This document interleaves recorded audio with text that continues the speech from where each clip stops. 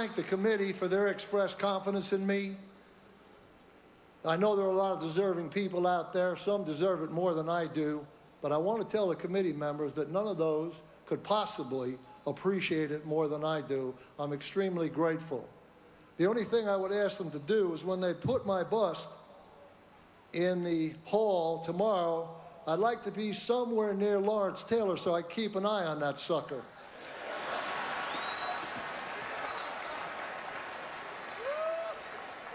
My classmates, we got a good group. I've seen them all play extensively, and I'm proud to be among them, and I'm proud to join with you in paying tribute to them. Now, I'm going to talk first just a little about my professional life. I worked for 4 organizations as a coach and 1 as an administrator in the NFL. And this time of year, most organizations try to portray themselves in a manner that gives their fan base an indication that they're trying to compete for the division and the championships and all those kinds of things. But I found out over the years that the commitment has varying degrees in the NFL. Now, I worked for the New York Giants, a flagship franchise, the Mara family, Robert Kraft at the New England Patriots, the late Leon Hess, and the great Jerry Jones and his family there in Dallas. More recently as administrator, Steve Ross and Wayne Heisinger. And I've seen coaches go to these franchises and get fired very quickly because the situation would not allow them to succeed. Fortunately for Bill Parcells, I was never in one of those situations. Every organization that I worked for supported me to the fullest.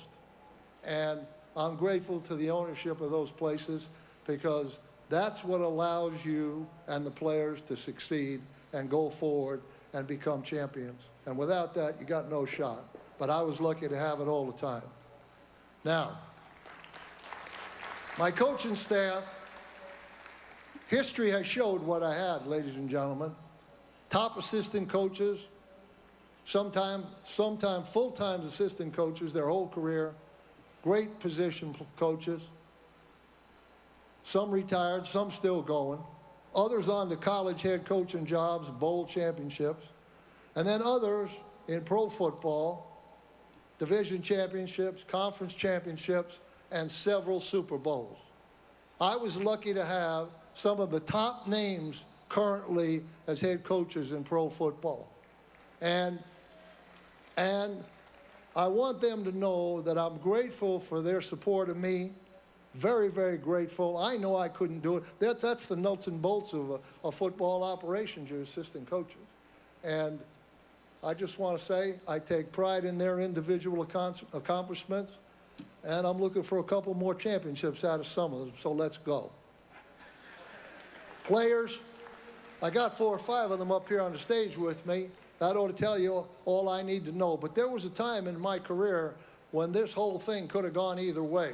After the '83 season and into the '84 season, it was touch and go. Another loss or 2 in a row probably would have meant the end. I'm not positive, but that's the way I was thinking at the time, and I knew my players knew it. But coincidentally, there was kind of a confluence of circumstances that just occurred all at once. And the best way to put it is I had the exact right kind of players, understood my personality, bought into the program at the absolute most critical time in my career. And that's that 84-5 group that had to run that gauntlet, and I know how hard it was, and I love you guys for it, and I'm proud that you became champions because of it. Now,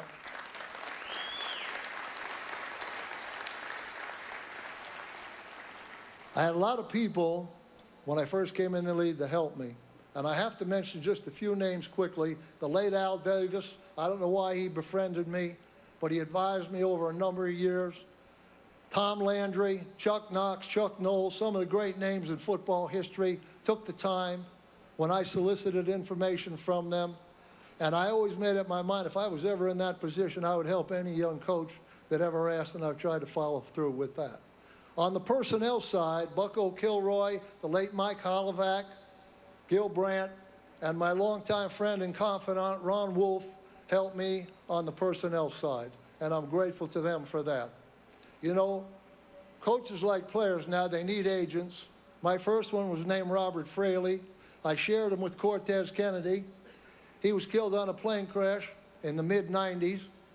And when the induction results were announced this year for this Hall of Fame class, Tez called me and he said, Coach, you know what? Robert had been proud of us. And you know what, Tez? We're lucky to have him, man. I'll tell you. Since that time, Jimmy Sexton picked it up for me.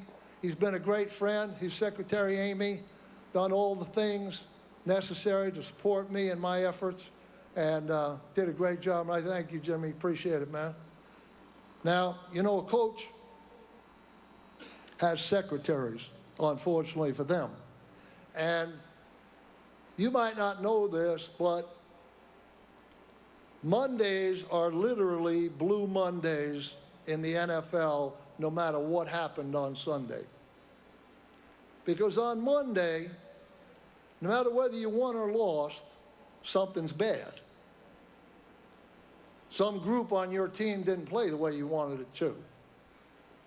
Someone's hurt. Someone can't practice. Someone's out for the season, and you got your pro department scurrying around trying to look for his replacement in 48 hours. Someone has an issue, and you got to deal with it. And there are 5 things that happen every day. I've always told all my coaches that went out coaching that happen in pro football every day that you wish wouldn't happen. And if you don't have the mentality to deal with that, you need to get out of the business. But these secretaries, they're pretty sharp. They learn when they start hearing these short, one-word answers that a coach should not be talked to on Monday, because he's not worth talking to on Mondays. So I thank those girls, they're here tonight, for their understanding and appreciate their support. On a more personal note, I didn't come up the hard way. I didn't come up the easy way.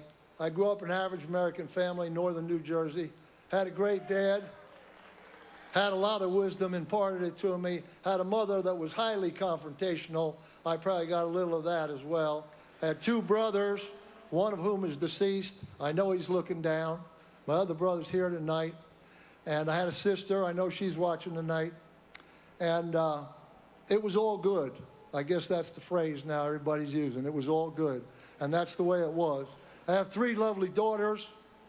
And I can remember in the pursuit of my jobs, traveling around the country, that every once in a while, probably usually about every 2 or 3 years, I used to gather them around when they were schoolgirls, that kitchen table, and tell them that we were going to have to move again.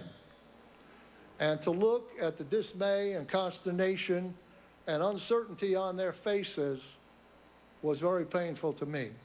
And I always was on alert when we got to our next destination to hear something that gave me an indication that the acclimation process was underway. Like they liked their school, I met a new friend, the teacher seemed okay. Now, retrospectively, as I see them as grown women, raising families of their own, they know how proud I am of them, how much I love them. And I think the experience that they had in moving to different quadrants of the country, I know that they travel fearlessly now.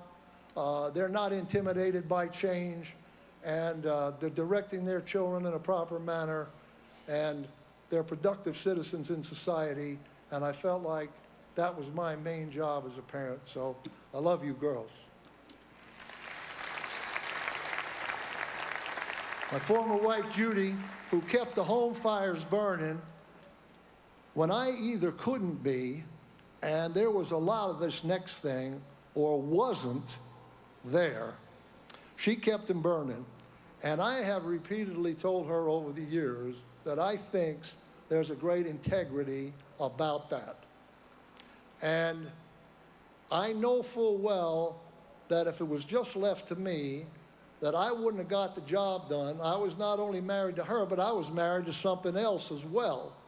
So I commend her for a job well done, and I thank her very much for it.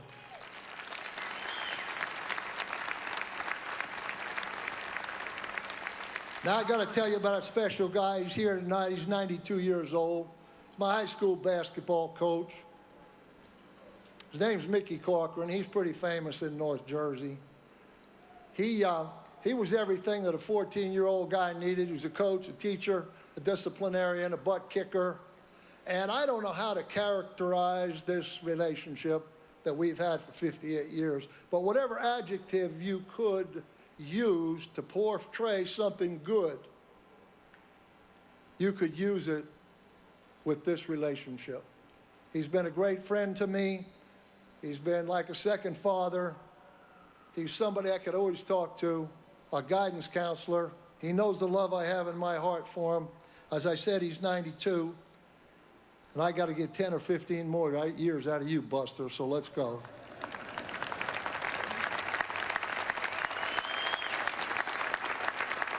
Another man, first guy to ever give me a head coaching job, Hastings College in the mid-'60s, Dean Pryor. He's here tonight, thank God.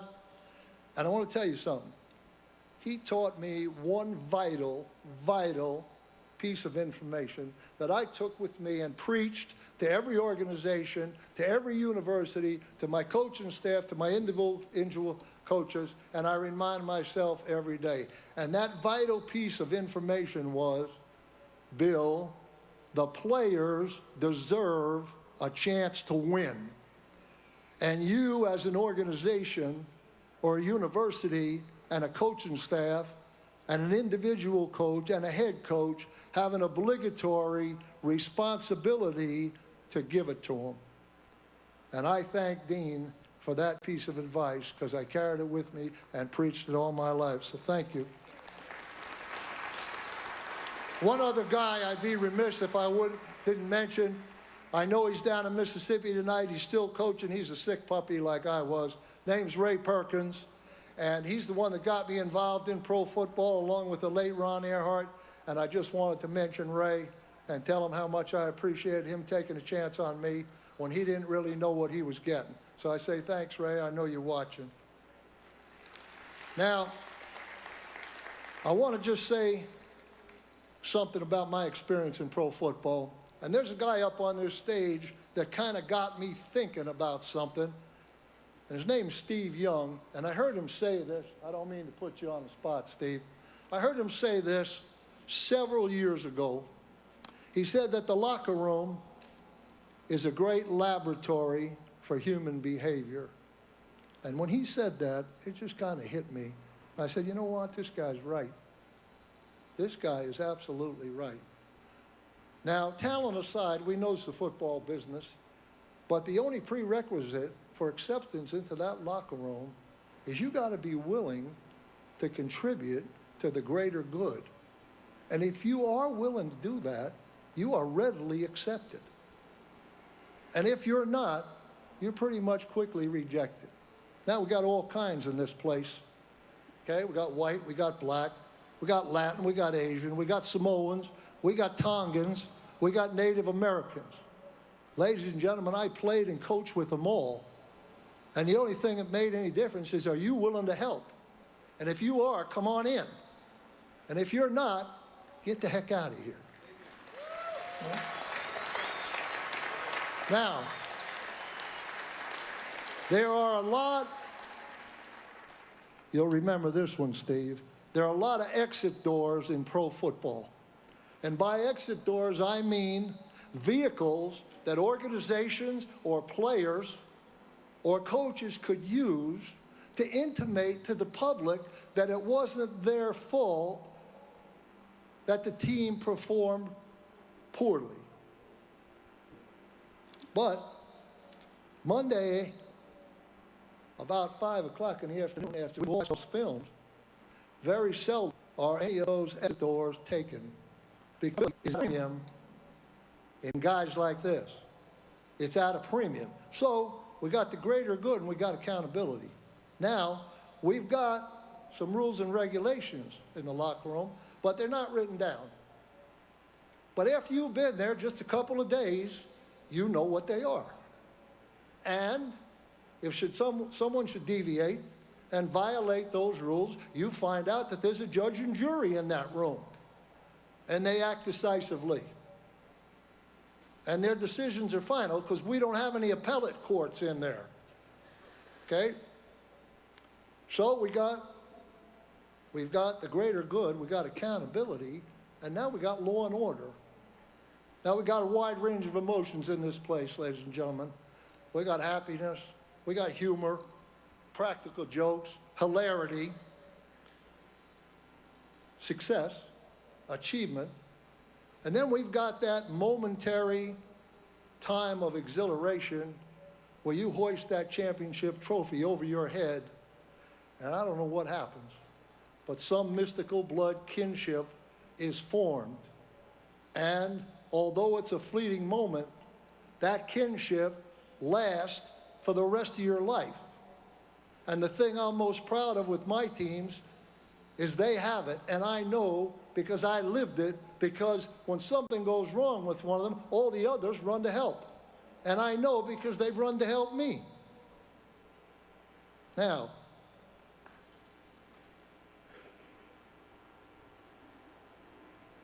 on the other side of that locker room,